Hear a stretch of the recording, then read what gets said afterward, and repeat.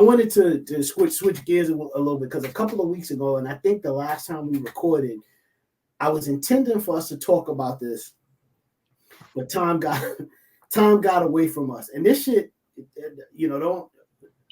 My laughter is really me just sort of masking the surprise, the surprise and emotion of this tragedy. It was just freaking ridiculous. And it begs the question about wondering where you're going. Hybrid employees, and we'll get into that. But check this story out. A Tempe Wells Fargo employee died at her desk. And 12 News is now confirming that it may have taken as many as 4 days for anyone in the office to notice. Good evening and thanks so much for joining us for 12 News at 10. I'm Kariba Devine. I'm Mark Curtis. It's a story we first reported yesterday. Tonight, Tempe police are confirming the timeline of when the woman clocked in to when her colleagues found the body. 12 News journalist Gabriela Becerra is in the studio with new details tonight. Gabby, 4 days. I mean, this poor woman went 4 days undiscovered. It's hard to believe. And that's a question many employees are asking themselves tonight. I spoke with an employee who said that she shared her perspective on the workplace environment, and they say it's a big building, but most people don't work there on a daily basis. A Wells Fargo employee went to work the morning of Friday, August 16th and never went home. Tempe police tell 12 News 60-year-old Denise Prudhomme scanned into work at 7 o'clock in the morning. 4 days later, police responded to the office building near Washington Street and Priest Drive for reports of a subject down. Prudhomme was declared dead. The Tempe Police Criminal Investigation Bureau is investigating, but do not suspect foul play. A Wells Fargo employee exclusively spoke with 12 News, but asked not to be recorded or identified out of fear for their job. They say a colleague found Prudhomme dead at her desk in a cubicle while walking around the building on Tuesday, August 20th. Prudhomme's cubicle was reportedly on the 3rd floor and away from the main aisle. This employee says several people had smelled a foul odor, but passed it off as faulty plumbing. They say while most Wells Fargo employees at this Tempe location work remote, the building has 24/7 security, and someone should have found Prudhomme sooner. The incident left several employees feeling scared and uneasy. This employee wants to see new safety protocols in place, telling me, quote, "It's negligence in some part." A different worker also spoke with 12 News anonymously. It was just uncomfortable. Again, calling on the company to do more. Body was there about 4 days before anybody found it, before anybody walked up to her just to say hi, make sure she's okay. She was just laying on her desk. A Wells Fargo spokesperson previously sent 12 News a statement saying, in part, "We are deeply saddened by the tragic loss of our colleague at our Tempe office," adding counselors through our employee assistance consulting service are available to support employees. An employee tells me their direct management offered those services, addressed the incident, and told workers the building was thoroughly cleaned. And a Wells Fargo spokesperson did not have new information to share with me tonight. The Maricopa County medical examiner is investigating the cause of death. Yeah. Crazy, huh? All right, first of all, I'm sorry for the outburst because I wasn't laughing at her dying. No, that's very surprising, man. Like, it's like how the fuck you didn't know the chick was dead in 4 fucking days, bro? You'd be surprised, brother. You'd be surprised. So let me use this as an opportunity to speak about some of my experience over the past 10 years, 15 years. So before COVID, for all intents and purposes, I was a hybrid employee, which for those of people that are unaware, that's when you have the opportunity to split time between home and in the office, right? So I've worked for companies where they, for whatever reason, would make the move to allow employees to start splitting their time between home and the office. And as a result, large portions of the office for a period of, for several days throughout the course of a week would be empty, right? And if you allow employees to set their own schedules in terms of what a hybrid schedule is, then employees are going to do it. And most employees are going to say, you know what, fuck it, I'm going to just work from home most of the time. And the only time I will go into the office is if I have a meeting or something, or I absolutely have to be there for whatever reason. The other issue is that, well, again, because of this, you have large portions of an office that are empty. So it's very easy for her to have gone, not found, you know what I mean? Because let's say she works in a section of the office where it's already desolate because most of the people don't work in the office. They work remotely, right? And nobody ever goes back there. You know what I mean? You might have the rare straggler that might go back there because that's where the private bathroom is and you got to go and, handle your business. You go back there because nobody ever goes place, right? So nobody's there to use that bathroom. Nobody's there to go in that part of the building until one day somebody decides to go back and they're like, you know what? Doris, I can't remember the lady's name, but just Doris sits back here. And I haven't seen her in a long time. She might be in marketing. I got a question for her about something. I'm a sales team member. Let me just swing back over here and see if she's here. Right? And you swing back there and you're like, oh, Doris is dead. And Doris has been here for 4 days. You know what I mean? So it's very easy for people to get lost in the sauce, so to speak. It's crazy.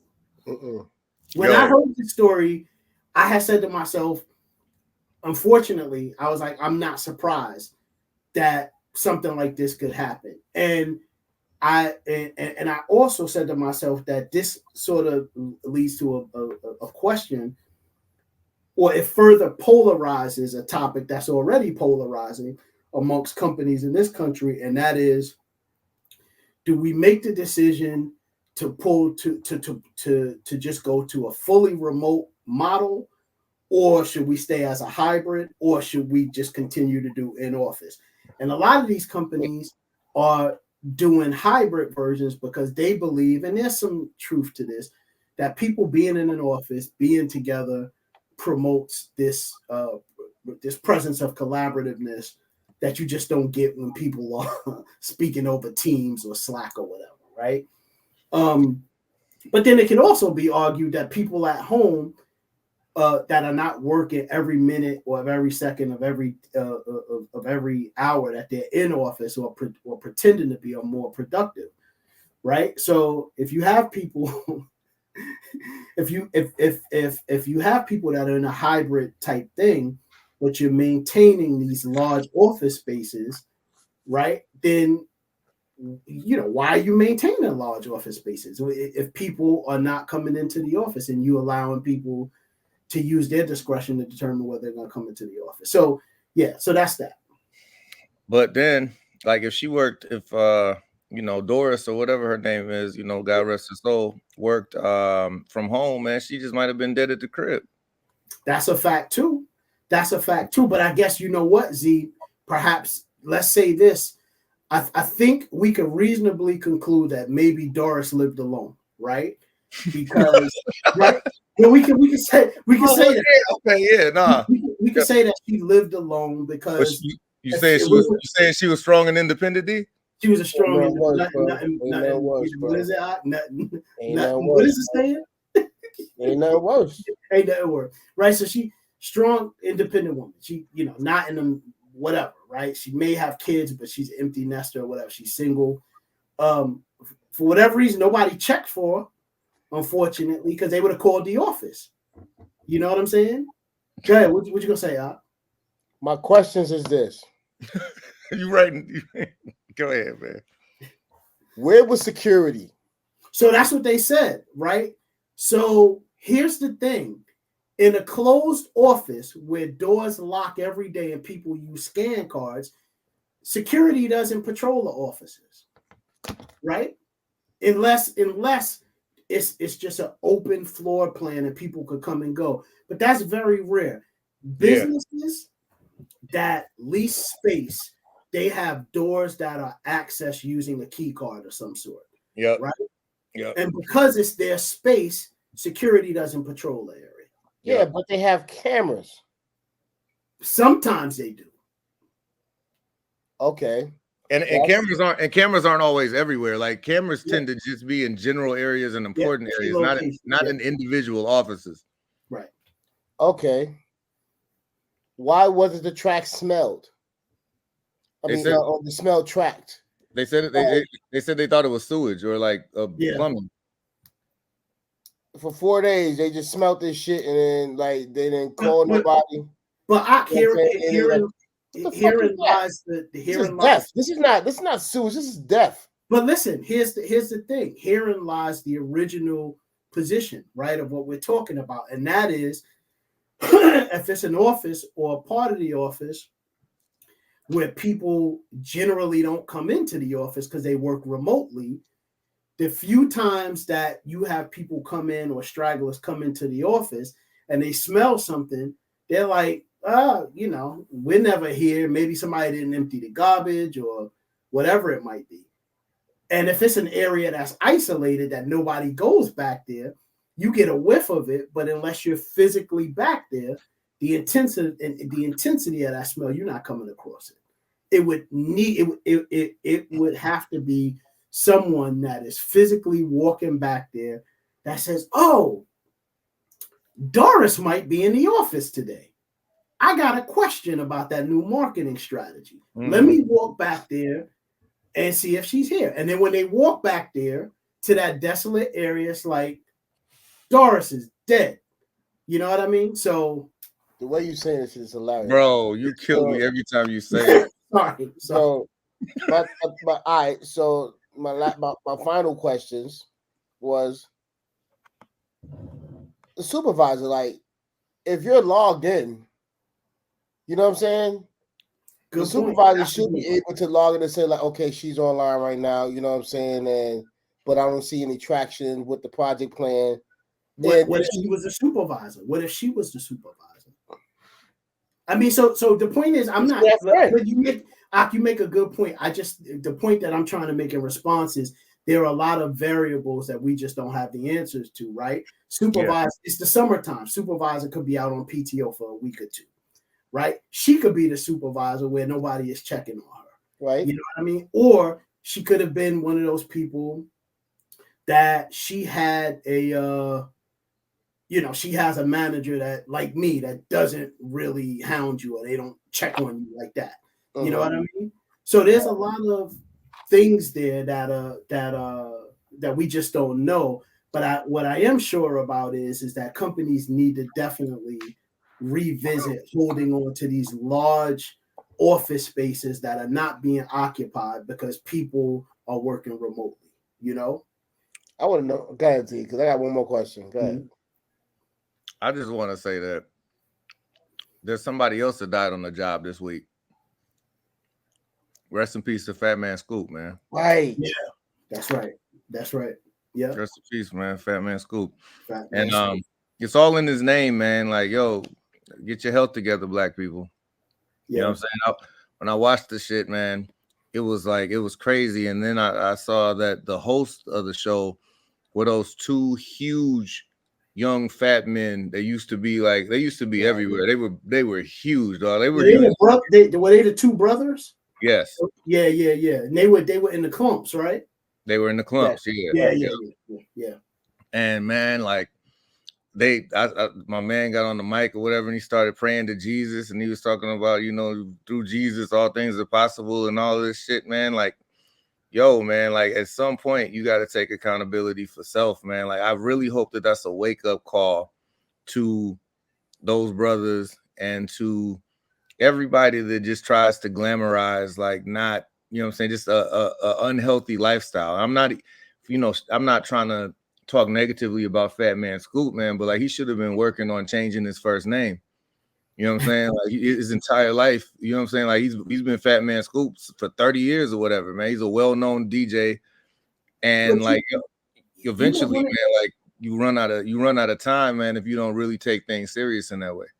So I haven't really followed Fat Man, so I've never really followed him. But one of the things that's appeared obvious, or that was obvious to me, is that Fat Man Scoop back in the days is not Fat Man Scoop as of recent. He lost some weight. Because I remember him being a lot bigger back in like the 90s and the 2000s, the few times I saw him. Yeah. It did look like he might have lost some weight. But who knows what's going on under the cover, so to speak. You know what I mean? Yeah. So that's a good point, Easy. So are those brothers, are they still big? Huge. Wow.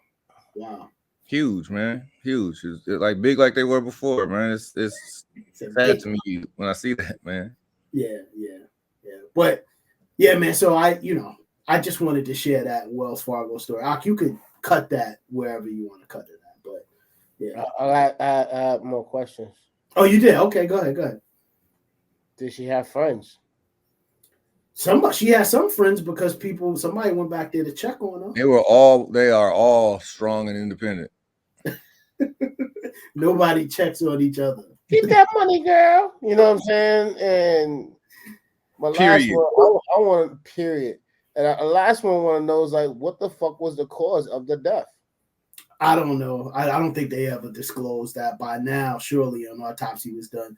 This is not a recent story. It was like 2 weeks ago or something like that. It was recent enough for me. That shit shocked the hell out of me. I didn't Jelly Walkers. I really didn't mean to laugh, yo. You know what I'm saying? Like, but goddamn, like 4 days, yo. Now you're blindsided by the surprise. Blindsided. What the fuck you mean? You know? 4 days in an office building. You know what I mean? It's crazy. Dying alone, man.